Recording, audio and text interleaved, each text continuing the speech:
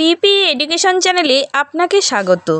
প্রিয় দর্শক, কর্ণ যে অর্জুনের থেকে বড় যোদ্ধা ছিলেন তা শ্রীকৃষ্ণ নিজেই বলেছিলেন, অথচ তাকে কেন অসহায়ভাবে অর্জুনের হাতে প্রাণ দিতে হয়? কেন শ্রীকৃষ্ণ সারা জীবন অর্জুনকে সহায়তা করেছিলেন সে বিষয়ে বলবো আজকের ভিডিওতে। ভিডিওটি শুরু করার পূর্বে আমার একটাই অনুরোধ, আমার এই ক্ষুদ্র প্রয়াসকে মূল্য দিতে চ্যানেলটিকে সাবস্ক্রাইব করবেন, লাইক দেবেন, কমেন্টে লিখবেন জয় শ্রীকৃষ্ণ। কর্ণ একজন বড় দানবীর ছিলেন। ইন্দ্রদেব ছলনা করেছে জেনেও নিজের সহজাত কবচকুণ্ডল ইন্দ্রদেবকে দান করে দিয়েছিলেন তিনি। মিত্র দুর্যোধন অন্যায় করছে জেনেও কৃতজ্ঞতাবশত তাকে ত্যাগ করেনি, কারণ লোকলজ্জা ও অপমানের হাত থেকে দুর্যোধন অঙ্গরাজ্য দান করে তাকে সম্মানের সঙ্গে বাঁচতে সহায়তা করেছিলেন।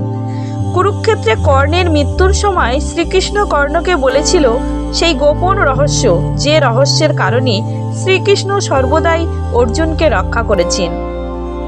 আর কর্ণের মৃত্যুর পেছনে পরশুরামের অভিশাপ কার্যকরী হয়েছিল।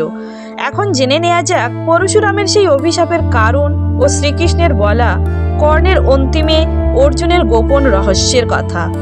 পরশুরামের পিতা ভৃগুমুনিকে কার্তবীর্য অর্জুন নামে এক ক্ষত্রিয় হত্যা করেছিলেন, যে কারণে পরশুরাম 21 বার ক্ষত্রিয় নিধন করে প্রতিজ্ঞা করেছিলেন যে কোনো ক্ষত্রিয়কে তিনি অস্ত্র শিক্ষা দেবেন না।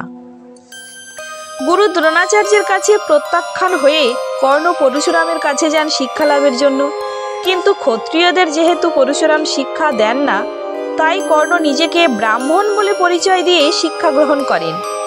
কর্ণের কোলে বিশ্রামরত পরশুরাম এমন সময় একটি কীট কর্ণকে দংশন করে।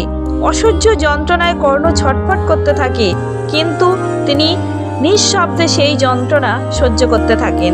পরশুরামের শরীরে কর্ণের কীট দংশনের রক্ত স্পর্শ করলে তিনি বুঝতে পারেন কীট দংশনের যন্ত্রণা সহ্যের এত ক্ষমতা ব্রাহ্মণের নেই, কর্ণ নিশ্চয়ই ক্ষত্রিয়।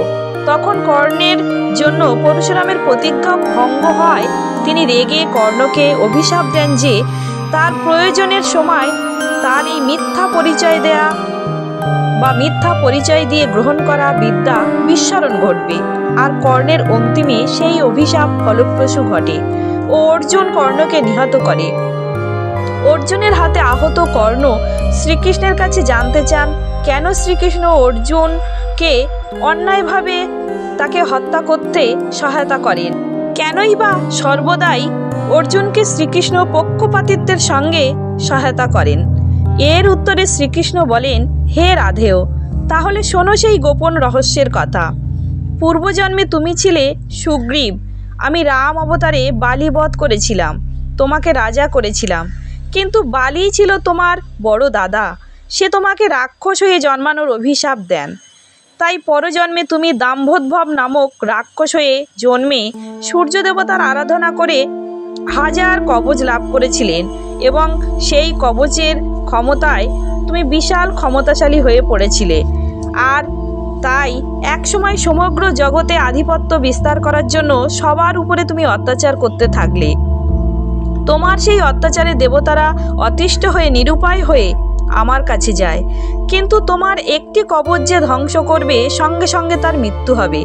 তাই আমি বিষ্ণু অবতারে দ্বিধাবিভক্ত হয়ে নর ও নারায়ণ হই, এবং আমি নররূপে যখন তোমার একটি কবচ ধ্বংস করি তখন নারায়ণ আমাকে বাঁচিয়ে নেয়, আবার আমি নারায়ণ অবতারে যখন তোমার একটি কবচ ধ্বংস করি তখন নর অবতারে নারায়ণকে বাঁচিয়ে নেয়।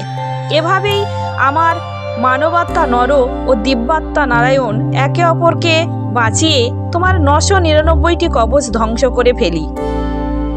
একটি কবচ নিয়ে তুমি কুন্তির গর্ভে জন্মলাভ করো কর্ণরূপে, আর এই অর্জুন হলো আমার সেই মানবাত্মা নর।